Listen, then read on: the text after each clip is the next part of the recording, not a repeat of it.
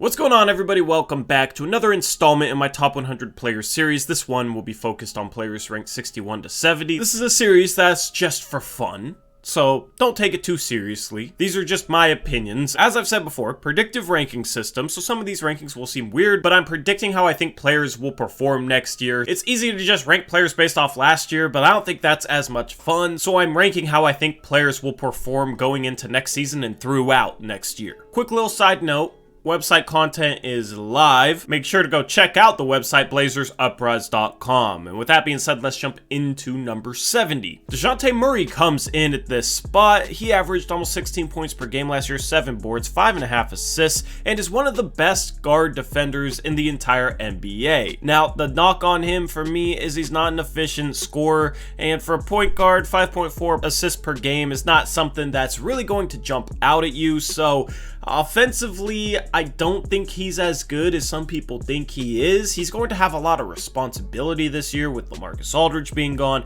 with DeMar DeRozan being gone, so we could end up taking a jump on that end. I just have not seen the efficiency in order to really trust that. He's been in the league for a while and has never really been an efficient player. He's a great defensive player, and that is what is holding him up to this ranking of number 70, but he would be higher if he could score more efficiently, and he might be a candidate for a jump. We'll have to wait and see. At 69, I have another rookie, and that is Jalen Green, who I think is going to be great next year. In the G League last season, in about 15 games or so, he averaged 18 points per game, 4 boards, almost 3 assists, and shot the ball pretty well, 46% from the field, 37% from 3. I think he is a candidate to score 20 points per game next year. If I had to bet on one rookie scoring 20 points per game, it would be Jalen Green.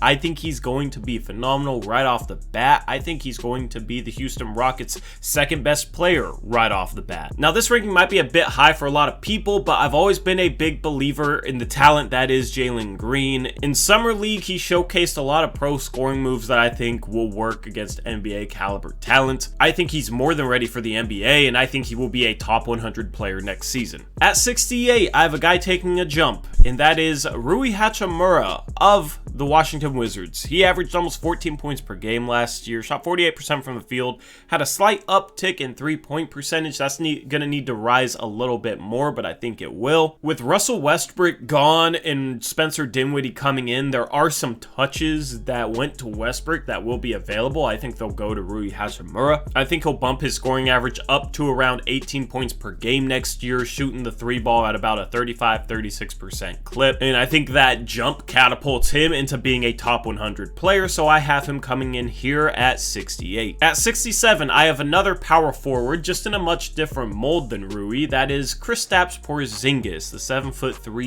unicorn who has started to play more center nowadays. He averaged 20 points per game last year and did it pretty efficiently. If you look at him offensively, he's still a good offensive big. However, he disappeared at points in the playoffs, had a very questionable opening round series against the Los Angeles Clippers, and defensively, he's really declined on that end. His foot speed out on the perimeter is not adequate for the power forward position. It's definitely below average, but at the center position, he definitely isn't the strongest guy and can get moved around easily. So he's one of those guys that's kind of stuck in between positions defensively. That defensive fall off for him is what has him coming in here at 67, because if you look at the offensive numbers, they justify maybe a borderline top 50 player. So therefore, I have Porzingis at 67. At 66, I have a starter for a finals team last year. That is Mikal Bridges, who averaged 13.5 points per game, shot the ball insanely well, 54% from the field, 43% from 3.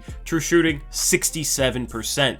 He was an integral part of the Phoenix Suns reaching the NBA Finals last year. He is their best wing defender. He's become one of the premier 3-and-D guys in the entire NBA. He's not a guy that's going to do a lot off the dribble, so most of his shots are just going to come within the flow of the offense. And I don't think that's going to change with Chris Paul coming back. Devin Booker and DeAndre Ayton are still there. So therefore, I don't see him taking much of a jump over last year. If anything, he might decline a little bit because his efficiency numbers are very hard to replicate over multiple seasons. But I do think he might have some off the dribble potential that is waiting to be unlocked. I don't think it's going to be unlocked lot though until Chris Paul is up there in age and needs some touches taken away and can't really handle as much responsibility as he has right now for the Phoenix Suns. In that case, those touches would hopefully go to Mikal Bridges and he'd be able to do a little bit more off the dribble. But right now he's used primarily as a spot up guy and one of the better perimeter defenders in the league. At 65, I have new Chicago Bull DeMar DeRozan. Now, a lot of people will have DeRozan higher than this. I don't, for one particular reason. I do not like players who are not good enough to have the ball in their hands as a number 1 guy, but then as a number 2 or a number 3 option don't really fit well. And that's DeMar DeRozan. There's a couple other players that this applies to. Those are 2 guys I probably have lower on my list than other people, but they will be coming up in future top 100 player videos. But with DeRozan, he's a guy that puts up good stats, but he doesn't play defense well. He doesn't shoot the 3 ball well, and he needs the ball in his hands. However, with the ball in his hands, he's going to lead a team to the back end of the lottery. We saw that last year with the San Antonio Spurs. That never really worked out with that team having success in the playoffs. So now he goes to Chicago, which some people like for him, but is he going to be good when Zach LaVine has the ball? When Vucevic has the ball? If Patrick Williams makes a jump, will DeRozan be good at playing off him? I don't really see it. His biggest strength at the small forward position is his playmaking. He averaged almost 7 assists per game. You got Lonzo Ball there for some playmaking ability. Zach LaVine has improved his playmaking as well. Vucevic is a solid passer. I don't think the Bulls needed exactly what DeRozan is going to give them. I don't mind the pickup because value-wise it was solid, but the fit there just doesn't make much sense to me, and it's really hard to fit DeMar DeRozan onto a playoff team. So that's the reason why I have him coming in here at 65. At 64, I have the starting small forward for the Atlanta Hawks last year. That is DeAndre Hunter. He averaged 15 points per game. He took a sophomore leap. However, he was hurt a lot, so it did come in a small sample of only 23 games. He missed some time in the playoffs as well, so it's kind of hard to tell with him how much of that production was maybe just an aberration due to small sample size and how much of it was him taking a jump. I think it was him taking a jump. He was the 4th overall pick a couple years ago. He's a very talented player. He's a guy who I feel like has kind of flown under the radar since entering the league. In 2019-2020, which was his rookie season, he shot 35.5% from threes. So I think he can definitely shoot the 3-point ball. For his career, he shot 80% from the free throw line. So I think he has the ability to shoot. He can attack the rim a little bit. He has a nice mid-range shot. And then he's also a really solid defender with the potential to be great on that end. However, he'll just need some health on his side next season in order to justify this ranking. If he's healthy, I expect his 3-point percentage to rise back up to at least 35%. And I think he will be a 15 to 17 point per game scorer, hopefully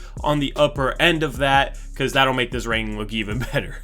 At 63, I have RJ Barrett of the New York Knicks, who improved quite a bit last season. His rookie year, he had flashes of greatness, but he was actually pretty bad. However, he's another sophomore player who had a bump in production. His field goal percentage went from 40% to 44%. His 3-point percentage went from 32% to 40%. He raised his scoring by over 3 points per game. And by all accounts, he improved a bit defensively. So RJ Barrett took a sophomore leap. He's still not particularly efficient, and he's gonna need to improve that. His true shooting percentage did improve from 48% in his rookie season to 53.5% last year. The area in which his efficiency struggles is his 2-point percentage. Rookie season shot 43% from there, rose it up to 46%, but 46% from 2 is not going to get it done. That is not an efficient clip to shoot inside the arc, and over 2/3 of his shots are 2-pointers. So it might be a situation where he needs to shoot more threes, maybe half and half between 2s and 3s, because he's a pretty efficient 3-point shooter. However, I think the key to unlocking his true potential is him turning into an efficient slasher. A guy who's able to get to the free throw line at least 5 times a game, as well as shoot around 50% inside the arc. If he's better at driving to the hoop and finishing, that'll make him more of a threat in that regard. It might result in defenses collapsing a little bit more, and then maybe he's able to turn into more of a drive and kick guy, a drive and kick playmaker. He averaged 3 assists per game last year, so we'll see if he can bump that up as well. But after averaging almost 18 points per game last year, I think he will push 20 points per game and do it with a little better efficiency from 2. Therefore, I have him coming in at 63. At 62, I have DAngelo Russell of the Minnesota Timberwolves. He averaged 19 points per game and almost 6 assists last year, shot the 3 ball well at 38.7%. However, he, much like RJ Barrett, has never been a guy that's super efficient inside the arc. So right now, in my eyes, DAngelo Russell is a player that's a solid 3-point shooter, and he's streaky offensively. There are games where he can get hot and really put the team on his back and carry the team. And then there are games where he really struggles and he's kind of a liability. He's one of the worst starting guard defenders in the entire NBA, in my opinion, and his passing and decision making at the point guard position, I wouldn't say it's bad, but it's definitely not good. He's also been injury prone the last couple seasons, only played 45 games 2 seasons ago, and then last season only played 42. He also came off the bench for 16 games last season. I don't know why that was the case, but he only started 26 of those 42 games. I've always thought he's a weird fit in Minnesota, but he is friends with Karl Anthony Towns. Maybe he gets traded for Ben Simmons this offseason. I don't think that's likely, but it is a possibility. He's just a weird player to rank because offensively, the numbers are good enough to justify him being here at 62, which is where I have him, but I don't know. There's just something that has always rubbed me the wrong way with his game, and it was really hard not to put him even lower on this list. At 61, I have Jonas Valancic, the new starting center for the New Orleans Pelicans. Last season, he put up terrific numbers, averaging 17 points per game and 12.5 boards, shooting great efficiency numbers as well, 59% from the field, 37% from 3, true shooting percentage of 64%. So he is statistically a very good big man. I feel like he's one of the more under the radar and underrated big men. He only played 28 minutes per game last year to put up those numbers. Per 36, he was giving you 22 points per game and 16 boards. So that is just insane production on a per minute basis for Jonas Valancic. I do think the fit in New Orleans is worse than the fit in Memphis. I think he played really well off of Ja Morant. Now he doesn't have a similar caliber playmaker there in New Orleans. The starting point guard, from all accounts, is going to be Devontae Graham. He also doesn't have as much floor spacing as he had in Memphis. You could even make the argument that they don't have as good of a playmaker as Kyle Anderson was last year in that starting lineup there in New Orleans. So Valanciunas had guys that could really set him up last year. He also played in a very up-tempo offense, so lots of possessions to go around, which might have increased his statistical production a little bit. So overall, I have him falling back a little bit. If this was just based on his production last year, I would have him maybe even within the top 50. I really think he's that underrated. However, the move to New Orleans isn't necessarily a good one for him, so I have him rounding out this video at 61. So that wraps up this installment of the Top 100 Players series. Let me know what you think of these rankings down in the comment section below. Leave a like on the video and subscribe if you're new, and I will catch you in the next one. Until then, as always, peace out. Go Blazers.